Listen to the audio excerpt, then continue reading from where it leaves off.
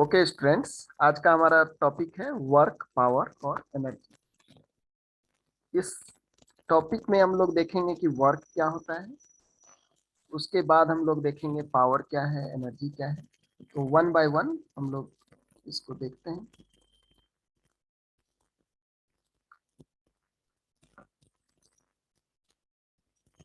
तो वर्क क्या है, जैसे यहाँ पर आप देख पा रहे हैं कि ये पर्सन जो है एक बॉक्स को लेकर के जा रहा है।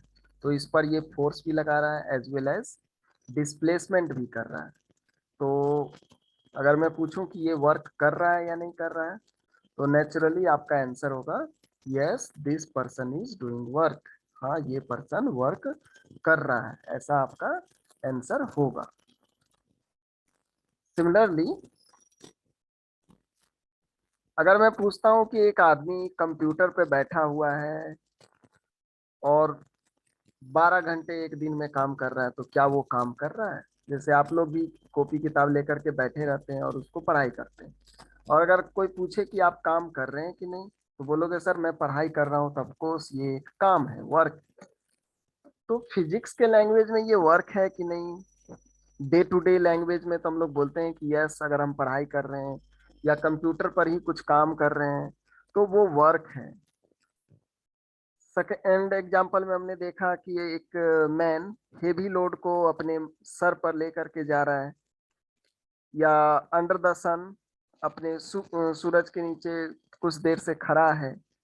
तो वो खड़ा है सर पे लोड लेकर के, सामान लेकर के। तो वो डे टू डे लैंग्वेज में हम लोग बोलते हैं, ट्रेडिशनल लैंग्वेज में, कि वो भी काम कर रहा है, लेकिन यहाँ पर डिस्प्लेसमेंट नहीं हो रहा है। तो वो भी फिजिक्स के लैंग्वेज में वर्क नहीं होगा। तो बोलोगे सर वर्क होगा कब?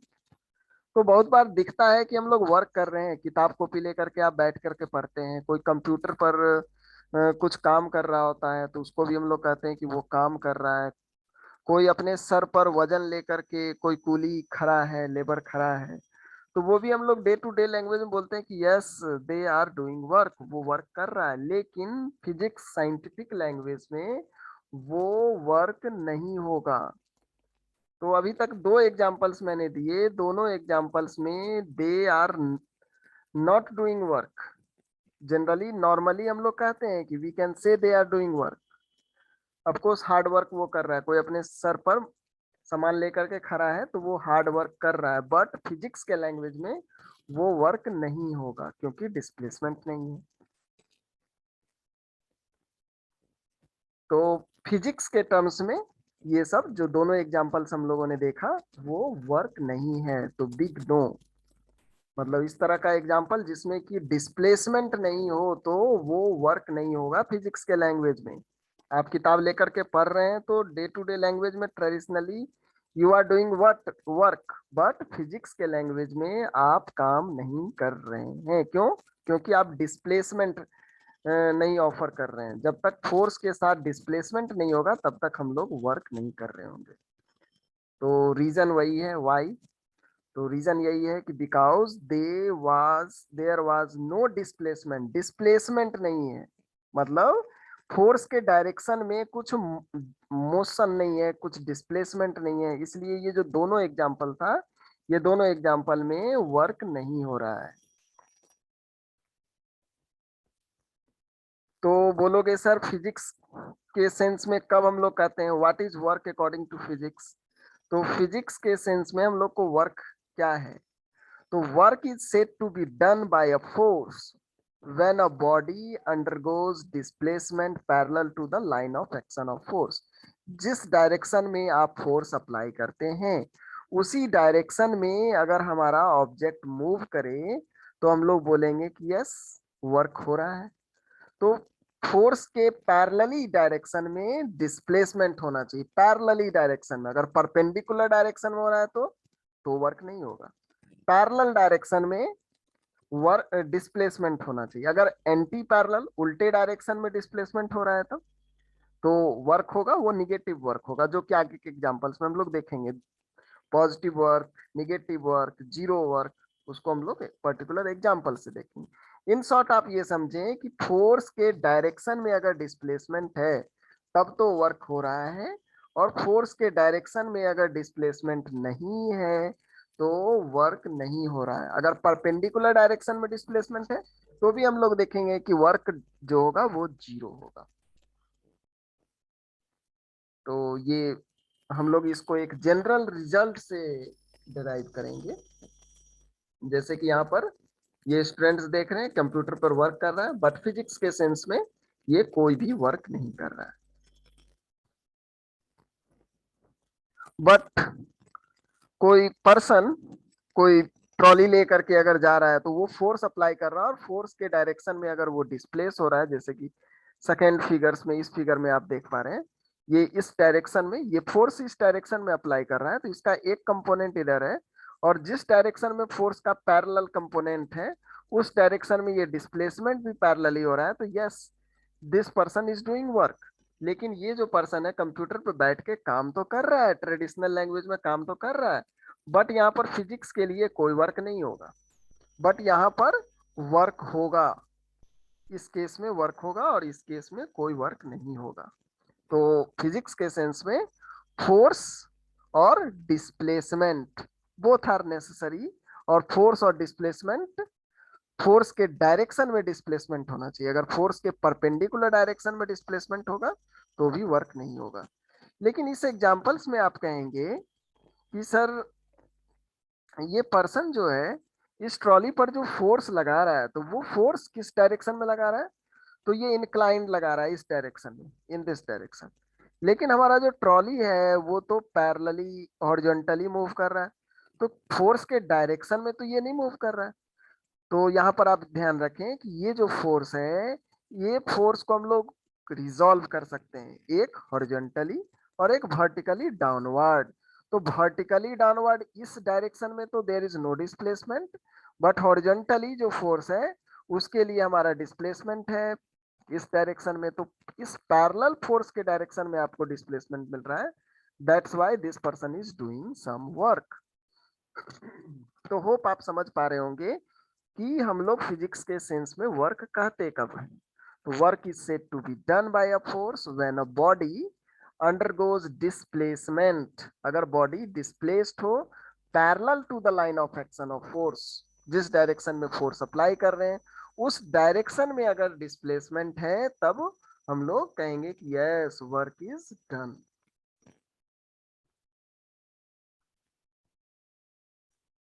चलिए, अगर हमको वर्क को डिफाइन करना हो, उसका डेफिनेशन देना हो, तो हम लोग किस तरह से देंगे? Work is said to be done by a force, एक फोर्स के द्वारा वर्क किया हुआ कहा जाएगा। When a body undergoes displacement parallel to the line of action of force और parallel to one of the component of the force applied. तो बोलोगे कि सपोज करिए मैं फोर्स अगर इधर लगाता और इसी डायरेक्शन में अगर ये डिस्प्लेसमेंट हो, तब तो हमारा वर्क हो जाएगा फोर्स इनटू डिस्प्लेसमेंट। लेकिन सपोज करिए अगर किसी ऑब्जेक्ट पर मैं फोर्स इस डायरेक्शन में लगाता हूँ इंक्लाइंड, और हमारा बॉडी जो है डिस्प्लेस होता है हॉरिजॉन्टली इस डायरेक्शन में, तब तो बोलोगे सर फोर्स के डायरेक्शन में तो डिस्प्लेसमेंट नहीं है। तो उस केस में हम लोग क्या अप्लाई करेंगे? Parallel to one of the component of force applied. तो ये जो फोर्स है इसका दो कंपोनेंट है, एक कंपोनेंट जो कि इस डायरेक्शन में होगा that is called parallel force F cos theta, उसका वैल्यू होगा, और दूसरा एक परपेंडिकुलर कंपोनेंट होगा एफ परपेंडिकुलर जिसका वैल्यू होगा एफ साइन थीटा। ये कैसे आया? तो इस फोर्स को मैंने वेक्टर के रूल से रिजॉल्व किया। तो बोलोगे सर एफ कॉस थीटा के डायरेक्शन में अगर ये डिस्प्लेसमेंट डी होगा तो हमारा जो वर्क डन होगा इस केस में, this work done will be F parallel D, that is F, F parallel क्या है? तो एफ कॉस थीटा है, एफ कॉस थीटा दी। और डॉट प्रोडक्ट में हम लोग जानते हैं कि this one is F dot D, A dot B जो कि ए बी कॉस थीटा होता है, जो कि हम लोगों ने वेक्टर में डॉट प्रोडक्ट के रूप में सीखा है। तो वर्क डन के लिए सिंपल फॉर्मूला हम लोग याद रखेंगे, work done is equal to force into displacement. लेकिन फोर्स और डिस्प्लेसमेंट दोनों पैरेलली होना चाहिए। अगर इसी को वेक्टर फॉर्म में हम लोग लिखें तो ये होगा F dot S, where S is what, S is displacement. Suppose करिए कि एक कांस्टेंट फोर्स है, पहले मैं स्क्रीन को क्लीन कर देता हूं। सपोज करिए एक फोर्स है F जो कि थीटा हॉरिजॉन्टल से थीटा एंगल बना रहा है, और इस ब्लॉक पर हम लोग, ये जो ब्लॉक है हमारा, इस ब्लॉक पर हम लोग ये फोर्स अप्लाई कर रहे हैं। तो फोर्स जो है वो हॉरिजॉन्टल से थीटा एंगल बना रहा है। तो जैसा कि हमने डिस्कस किया, इस फोर्स का दो कंपोनेंट होगा, first one is F cos theta और दूसरा कंपोनेंट होगा एफ साइन थीटा। और इसके कारण अगर ये एस डिस्प्लेस होता है from initial to final point, तो आपको क्या करना है, दोनों को मल्टीप्लाई करना है, एफ कॉस थीटा और एफ्स को मल्टीप्लाई करना है। तो जब आप मल्टीप्लाई कर देंगे तो यहाँ पर हम लोगों ने रिजॉल्व किया फोर्स को दो कंपोनेंट में। एफ जैसा कि वेक्टर को रिजॉल्व करते हैं, तो जैसा कि ये सभी को पता है कि कोई वेक्टर को जब रिजॉल्व करते हैं तो थीटा के अलोंग इस साइड का कंपोनेंट को एफ कॉस थीटा कहते हैं, और जो परपेंडिकुलर कंपोनेंट है वो एफ साइन थीटा होगा। और हमें क्या करना है, इन दोनों को प्रोडक्ट करना है। सो होप ये आप आसानी से समझ पा रहे होंगे कि एफ कॉस थीटा जो है इन the direction of displacement of the body है, और दूसरा कंपोनेंट एफ साइन थीटा जो है ये perpendicular to direction of the body है। अब आप ऑब्जर्व करके खुद ही बोल सकते हैं कि since body is being displaced in the direction of F cos theta, जिधर हमारा एफ कॉस थीटा था उसी डायरेक्शन में हमारा ऑब्जेक्ट डिस्प्लेस हो रहा था। So work done by a force in displacing the body through a distance S is given by, तो हमने फॉर्मूला देखा है कि डायरेक्शन ऑफ फोर्स के सेंस में जिधर डिस्प्लेसमेंट है तो फोर्स हमारा है F cos theta in the direction of displacement, और डिस्प्लेसमेंट हमारा एस है। तो इन दोनों को आप प्रोडक्ट करेंगे, मल्टीप्लाई करेंगे, तो ये एफ कॉस थीटा क्या है, अप्लाइड फोर्स, ये फोर्स अप्लाइड फोर्स का कंपोनेंट है इन द डायरेक्शन ऑफ डिस्प्लेसमेंट। तो इस दोनों को आपको प्रोडक्ट करना है, एफ साइन थीटा को नहीं, क्योंकि एफ साइन थीटा इस डायरेक्शन में देयर इज नो डिस्प्लेसमेंट। तो डिस्प्लेसमेंट के डायरेक्शन में जो फोर्स का कंपोनेंट है, फोर्स इज दिस वन, लेकिन इस फोर्स का कंपोनेंट हमें फाइंड करना है किस डायरेक्शन में, तो डिस्प्लेसमेंट के डायरेक्शन में।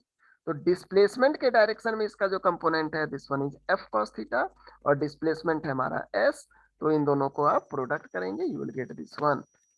तो ये काफी सिंपल रिजल्ट है, याद रखिएगा कि जिस डायरेक्शन में डिस्प्लेस्ड हो उसी डायरेक्शन में हमारा फोर्स का कंपोनेंट हमें फाइंड करना पड़ता है। अगर फोर्स इन जनरल ऑब्लिकली लग रहा हो तो फोर्स को आप रिजॉल्व कर लेंगे in the direction of force और perpendicular to the direction of force. तो जो in the direction of displacement होगा फोर्स कंपोनेंट और डिस्प्लेसमेंट दोनों को आप मल्टीप्लाई कर देंगे, you will get work done. तो आप देख सकते हैं कि work done by force is equal to the scalar और डॉट प्रोडक्ट। ये जो बीच में डॉट देख रहे हैं, तो वेक्टर में डॉट प्रोडक्ट में हमने सीखा था A dot B is equal to A B cos theta. यहाँ पर देखिए एफ एस कॉस थीटा है, इसलिए हम लोग इसे A dot B F S cos theta लिख सकते हैं। तो ये स्टैंडर्ड फॉर्मूला है, W is equal to F dot S. तो यहाँ पर हमने देखा कि वर्क डन क्या है, तो स्केलर प्रोडक्ट है या डॉट प्रोडक्ट है, किसके बीच का, तो फोर्स और डिस्प्लेसमेंट का, जिसमें कि फोर्स भी वेक्टर क्वांटिटी था और डिस्प्लेसमेंट भी वेक्टर क्वांटिटी था। लेकिन इन दोनों का जो डॉट प्रोडक्ट होगा, जिसे कि हम लोग स्केलर प्रोडक्ट कहेंगे, ये एक स्केलर क्वांटिटी होगा, मतलब वर्क को रिप्रेजेंट करने के लिए आपको डायरेक्शन की जरूरत नहीं है, बट वर्क जिस चीज से डिफाइन हो रहा है, वर्क डिफाइन हो रहा है फोर्स से और डिस्प्लेसमेंट से, तो फोर्स और displacement both are vector quantity, और ये फोर्स और डिस्प्लेसमेंट का डॉट प्रोडक्ट या स्केलर प्रोडक्ट है। बट फाइनली जो रिजल्ट मिलता है वर्क, ये हमारा स्केलर क्वांटिटी है। तो ये पॉइंट याद रखेंगे कि वर्क एक स्केलर क्वांटिटी है। अगर पूछा जाए कि इसका सीजीएस यूनिट क्या होता है, तो सीजीएस यूनिट होता है अर्ग। ये कैसे निकालेंगे कि अर्ग, तो देखिए वर्क डन के लिए हम लोगों ने फोर्स और डिस्प्लेसमेंट का डॉट प्रोडक्ट क्या है, तो फोर्स का यूनिट अगर मैं सीजीएस यूनिट बोलूं तो फोर्स का सीजीएस यूनिट होता है डाइन, और डिस्प्लेसमेंट का सीजीएस यूनिट होता है सेंटीमीटर। तो ये जो फोर्स के लिए डाइन और डिस्प्लेसमेंट के लिए सेंटीमीटर, तो dyne centimetre is equal to erg, ये वर्क का सीजीएस यूनिट है। तो ये याद रखेंगे कि CGS unit of work is erg and 1 erg is equal to 1 dyne centimeter. Similarly अगर मैं पूछूं कि what is SI unit, तो वर्क का SI यूनिट होता है जूल, और ये क्या होगा, तो फोर्स के लिए हम लोग यूज करते हैं न्यूटन और डिस्टेंस के लिए यूज करते हैं मीटर। तो 1 joule is equal to 1 newton metre, ये भी याद रखेंगे कि 1 joule is equal to 1 newton metre. इसका फिजिक्स के सेंस में क्या मतलब हुआ? फिजिक्स के सेंस में मतलब हुआ कि किसी ऑब्जेक्ट पर अगर आप 1 न्यूटन का फोर्स लगाते हैं और इसके कारण ये 1 मीटर अगर मूव करता है, तो इस फोर्स का जो वर्क डन होगा वो होगा 1 newton metre, that is 1 joule. मतलब 1 न्यूटन के फोर्स अप्लाई करने से अगर ये ऑब्जेक्ट 1 मीटर मूव कर जाए तो इस फोर्स का वर्क डन होगा 1 जूल। यही इसका फिजिक्स के लैंग्वेज में मतलब हुआ। तो यहाँ पे आप देख सकते हैं 1 joule is equal to 1 newton metre. और न्यूटन को अगर आप डाइन में कन्वर्ट कर दें तो हम लोगों ने डायमेंशनल मेथड में एक फॉर्म से दूसरे फॉर्म में कन्वर्ट करना सीखा था। तो अगर आपको याद होगा तो आप आसानी से बता सकते हैं कि 1 न्यूटन का वैल्यू होता है 10 to the power 5 dyne. Units and dimension में डायमेंशनल एनालिसिस मेथड्स में हमने ये सीखा था। तो 1 न्यूटन का वैल्यू अगर डाइन में कन्वर्ट करना पड़े, जैसे मीटर को आप कन्वर्ट करते हैं सेंटीमीटर में, तो आप बोलते हैं 1 metre is equal to 100 centimetre. उसी तरह से न्यूटन को अगर डाइन में कन्वर्ट करना हो then it will be 10 to the power 5 dyne. और मीटर तो ये तो सभी को पता है 1 metre is equal to 100 centimetre. तो 100 को हम लोग लिख रहे हैं 10 टू द पावर 2। और इसको अगर आप सॉल्व करते हैं तो सॉल्व करने के बाद ये हो जाएगा 10 to the power 7 dyne centimetre. और डाइन सेंटीमीटर को हम लोग डाइन सेंटीमीटर को देखिए क्या लिख सकते हैं, तो अर्ग लिख सकते हैं।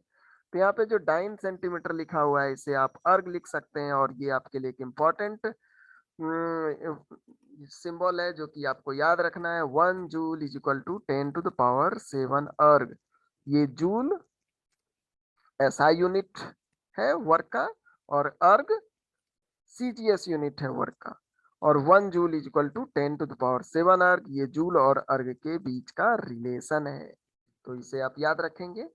और कैसे हमने ये डायमेंशनल मेथड से भी आप निकाल सकते थे, और यहाँ भी हम लोगों ने इसे निकाल कर देखा।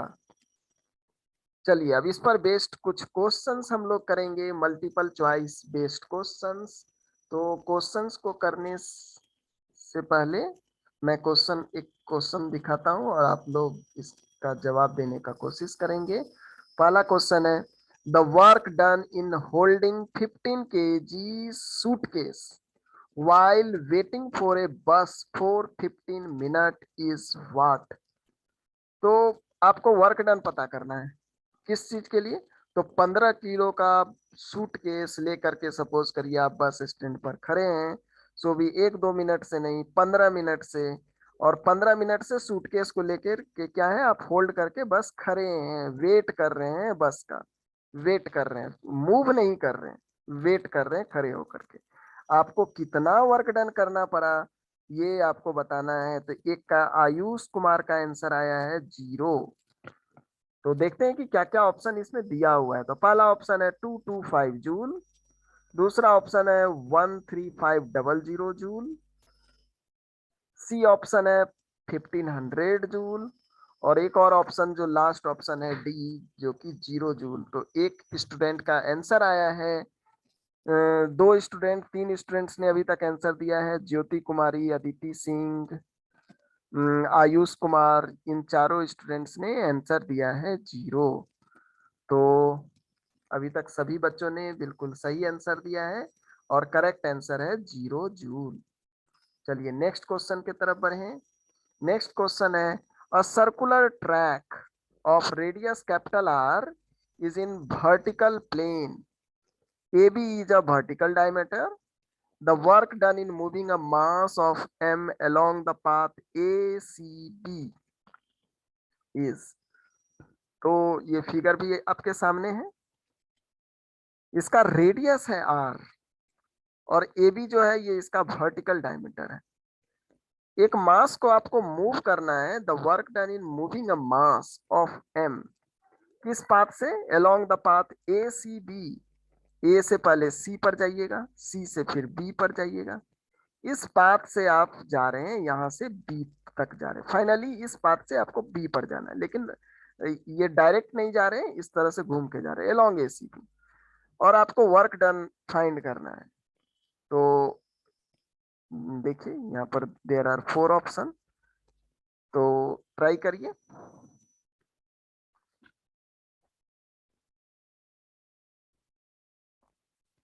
अगर किसी का कंप्लीट हो जाता है तो आंसर देने की कोशिश करेंगे, विच ऑप्शन इज करेक्ट। यहाँ पर जी हम लोग एक्सेलेरेशन ड्यू टू ग्रेविटी लेंगे। तो यहाँ पर ग्रेविटेशनल फोर्स जो होता है वो कंजर्वेटिव फोर्स होता है। कंजर्वेटिव फोर्स को generally work done by conservative force are independent of path.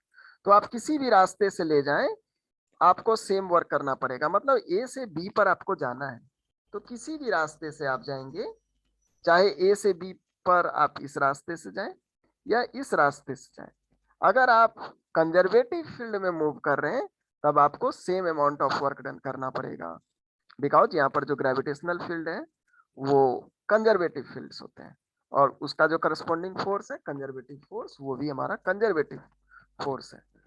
तो अगर मैं बोलूं कि यहां से सपोज करिए कोई ऑब्जेक्ट है एम, तो इस पर एक नीचे की तरफ फोर्स लग रहा होगा, दैट इज एम जी, इसका वेट। और आपको अगर ए से बी के तरफ जाना है तो आपको एक फोर्स लगाना होगा ऊपर के तरफ, और कम से कम तो आपको एम जी के बराबर फोर्स लगाना ही पड़ेगा, तब आप इसको यूनिफॉर्म स्पीड से बिना एक्सेलरेट किए हुए ए से बी तक ले जा पाएंगे। और कितना आपको डिस्प्लेसमेंट लाना है? तो डिस्प्लेसमेंट लाना है डायमीटर के long, that is 2r, radius r है, that's why diameter is 2r। तो आप देख करके आसानी से बता सकते हैं कि सर हम लोग फोर्स लगा रहे हैं ऊपर, लेकिन ग्रेविटी नीचे लगा रहा है, लेकिन हमसे पूछा गया work done in moving a mass, आपको कितना वर्क करना पड़ा? तो आपका जो अप्लाइड फोर्स है वो ऊपर की तरफ है, वैल्यू है इतना, और डिस्प्लेसमेंट आप कर रहे हैं 2r। तो वर्क डन हमने क्या पढ़ा कि फोर्स और डिस्प्लेसमेंट दोनों अगर सेम डायरेक्शन में है तो जनरली ये दोनों का डॉट प्रोडक्ट होता है, एफ डॉट डी। तो फोर्स हमारा होगा एम, जो कि ऊपर की तरफ है, अप्लाइड फोर्स, एक्सटर्नल एजेंट ऊपर की तरफ फोर्स लगा रहा है, और डिस्प्लेसमेंट है हमारा 2r, वो भी ऊपर की तरफ है। तो दोनों का डायरेक्शन यहाँ पर सेम है, तो सेम है तो दोनों के बीच का angle that is cos theta, theta के जगह पर हम लोग 0 डिग्री लिखेंगे, और सबको पता है कि कॉस 0 होता है 1। तो इसको आप सॉल्व करेंगे तो ये आ जाएगा 2mgr। तो हमें पर यहाँ पर एक ही ऑप्शन दिख रहा है 2mgr, so correct answer is 2mgr। Hope सभी को क्लियर होगा। इन केस अगर किसी को दिक्कत है तो चैट बॉक्स में लिख सकते हैं आप।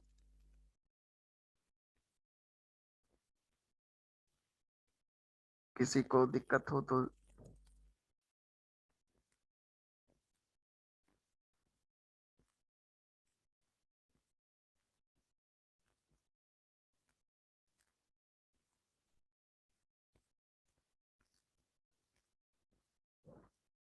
चलिए नेक्स्ट क्वेश्चन की तरफ बढ़े। Question number 3, a force, force देखिए यहाँ पर वेक्टर फॉर्म में मेंशन है, 5i plus 3j Newton is applied over a particle which displaces it from its origin to the point r is equal to 2i minus 1j cap meter. The work done on the particle is, तो यहाँ पर भी 4 options आपको मिलेंगे, तो कौन सा option सही होगा ये हमें पता करना है। तो देखिए फोर्स क्या है, फोर्स है 5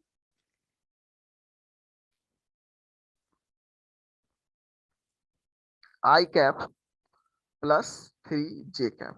और यहाँ पर k का कोई कंपोनेंट नहीं है तो आप 0k कैप लिख सकते हैं। और डिस्प्लेसमेंट हम लोग कर रहे हैं ऑरिजिन से इस पॉइंट तक, तो जो हमारा डेल्टा आर होगा डिस्प्लेसमेंट वो होगा कैपिटल आर जो कि ये है, और ऑरिजिन से कर रहे हैं -r-0, तो आर का वैल्यू है 2i -1j, और -0 को लिखने की जरूरत नहीं क्योंकि ये तो 0 ही है हमारा। तो ये हमारा डेल्टा आर है। वर्क डन कैसे निकालते हैं? तो वर्क डन हम लोग निकालते हैं फोर्स और डिस्प्लेसमेंट के बीच का डॉट प्रोडक्ट से निकालते हैं।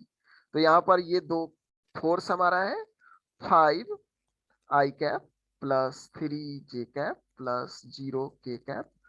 इसको आपको डॉट करना है। किसके साथ डॉट करना है? तो उसको मैं यहाँ नहीं लिख करके जस्ट नीचे लिख रहा हूँ।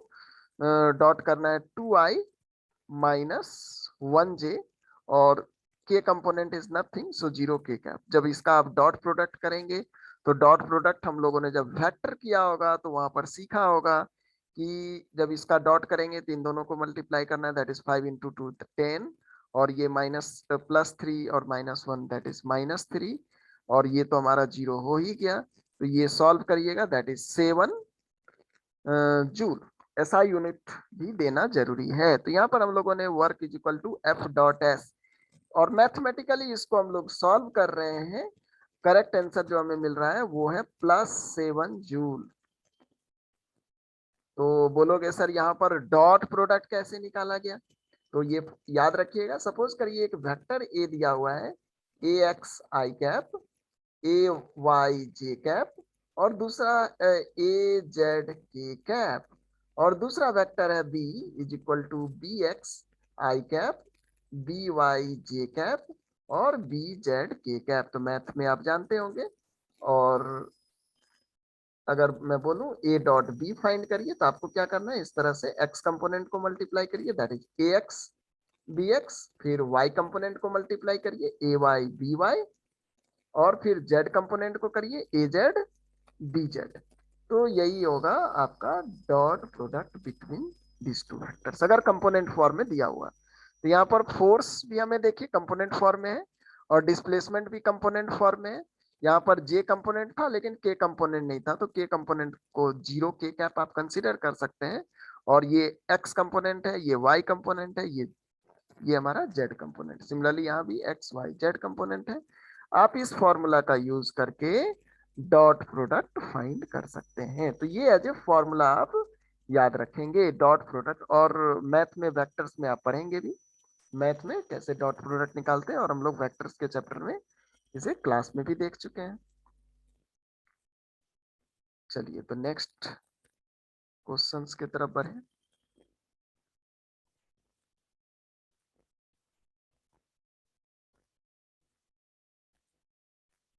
चलिए अब नेक्स्ट हमें देखना है types of work.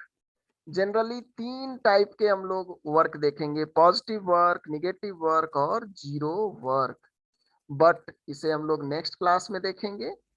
Till then आप लोग का जो डाउट है जो आज हम लोगों ने किया उससे रिलेटेड हम लोग आपको आपके क्वेश्चंस को लेंगे। तो आप लोगों का अगर कोई क्वेश्चन है तो आप लोग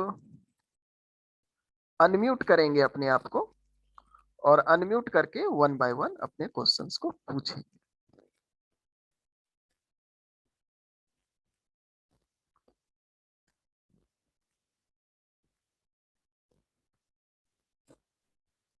अनम्यूट कर सकते हैं अपने आप को, या चैट बॉक्स में भी लिख सकते हैं।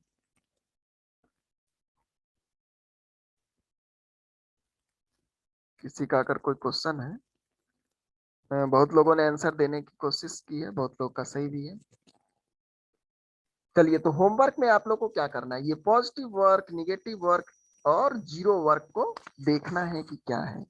पॉजिटिव वर्क क्या होता है, मैं बस एक डिस्क्राइब कर दूं कि फोर्स जिस डायरेक्शन में अप्लाई करते हैं, और डिस्प्लेसमेंट कोई जरूरी नहीं है कि इन द डायरेक्शन ऑफ फोर्स हो, जनरली दोनों के बीच कुछ एंगल हो सकता है। अगर दोनों के बीच का एंगल एक्यूट एंगल है तो उस केस में जो वर्क होगा वो होगा पॉजिटिव। तो तीन टाइप का वर्क देखेंगे, positive work, negative work and zero work. तो पॉजिटिव वर्क का मतलब है force is parallel to displacement if theta is the angle between force and displacement।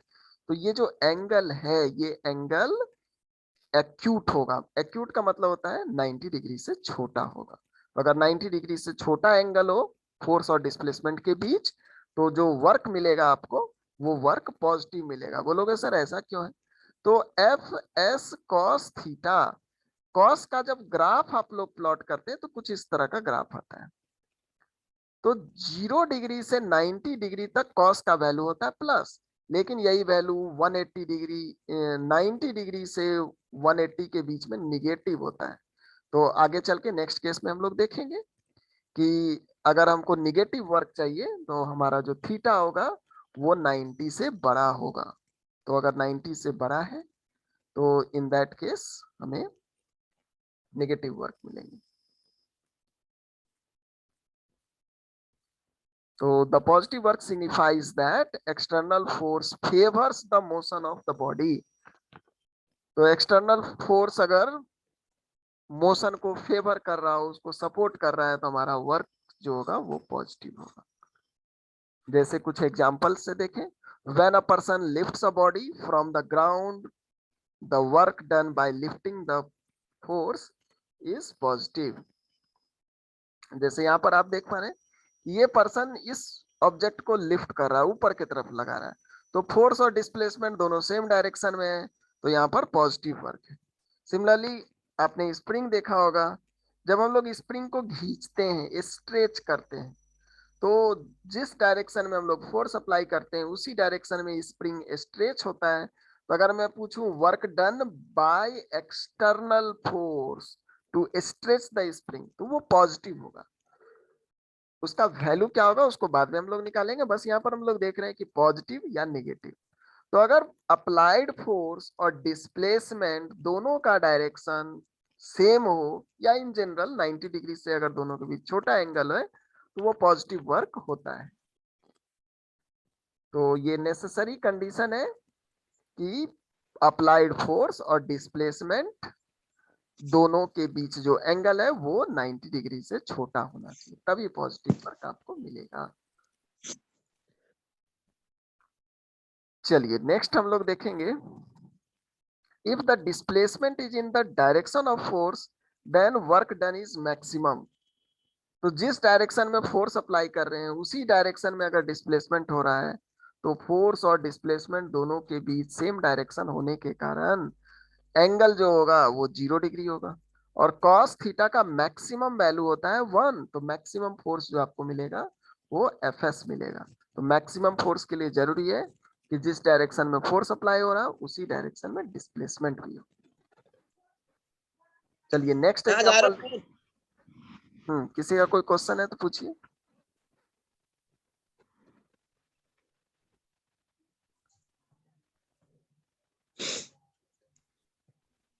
Next है हमारा negative work. Negative work positive work के opposite होगा। यहाँ पर जो एंगल होगा वो 90 डिग्री से बड़ा होगा, ऑब्ट्यूज एंगल होगा, मतलब फोर्स जिधर अप्लाई करेंगे उसके अपोजिट में हमारा डिस्प्लेसमेंट होगा। तो निगेटिव वर्क का मतलब है force is opposite to displacement, displacement के अपोजिट हो रहा है।